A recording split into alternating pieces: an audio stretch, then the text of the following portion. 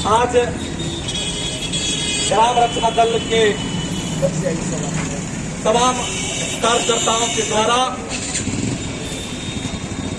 यह आंदोलन का बिगुल फूंका गया और इस आंदोलन का स्वयं नेतृत्व करते हुए हमारे बड़े भाई गार्जियन मधुबनी के क्रांतिकारी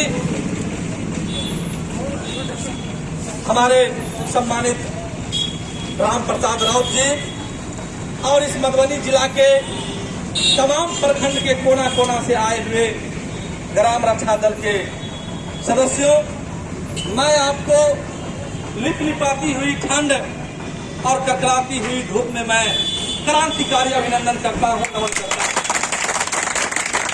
मित्रों, मैं राम प्रसाद राउत जी के आंदोलन आज से नहीं, मैं लगभग 15 वर्षों से भैया से मैं जुड़ा हुआ और यही आंदोलन ही नहीं बल्कि जो भी गतिविधि आंदोलन का होता था उसमें कहीं न कहीं मैं चढ़ बढ़कर भाग लेने वाला लड़का हुआ करता था।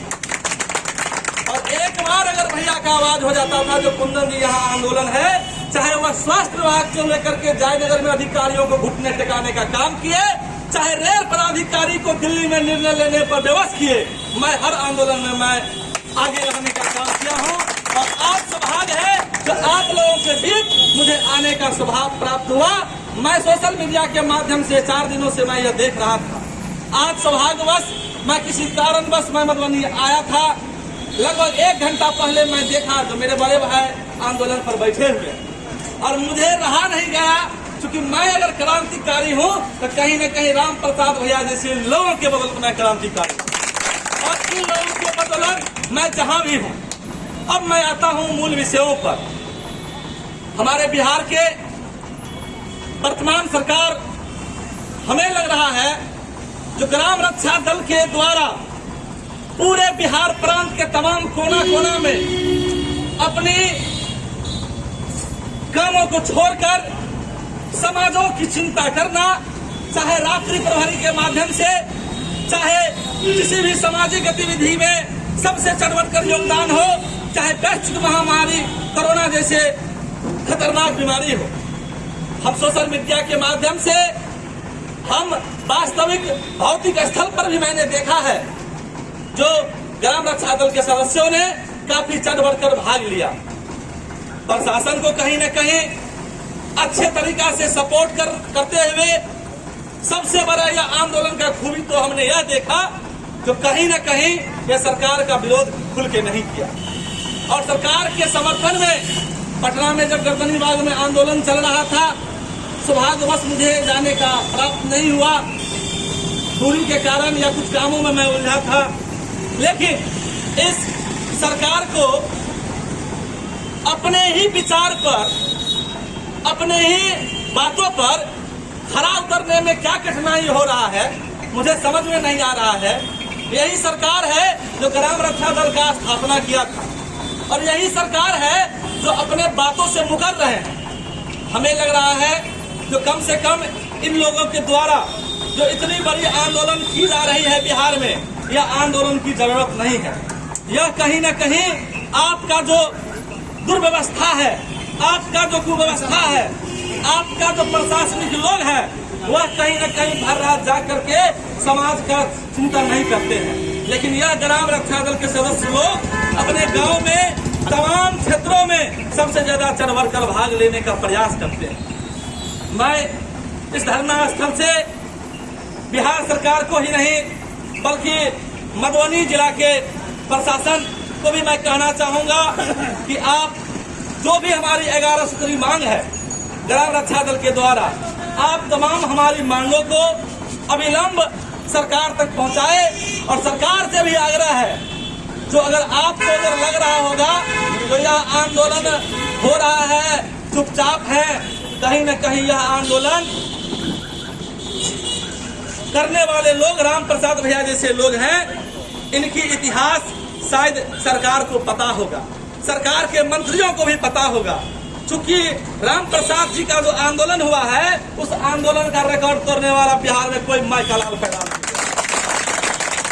और अगर अगर यह सोच रहा होगा जो यह आंदोलन कर रहा है और मैं सुनते जाऊं, मैं पीते जाऊं, यह होने वाला नहीं है।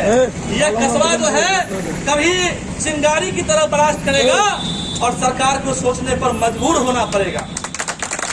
मैं कहना चाहता हूं कि समुंदर की बवंडर को जो मोर देव से तूफान कहते हैं, समुंदर की बवंडर को जो मोर देव से तूफान कहते हैं, और तूफान से जो टकरा जाए उसे ग्राम रक्षा दल के सदस्य।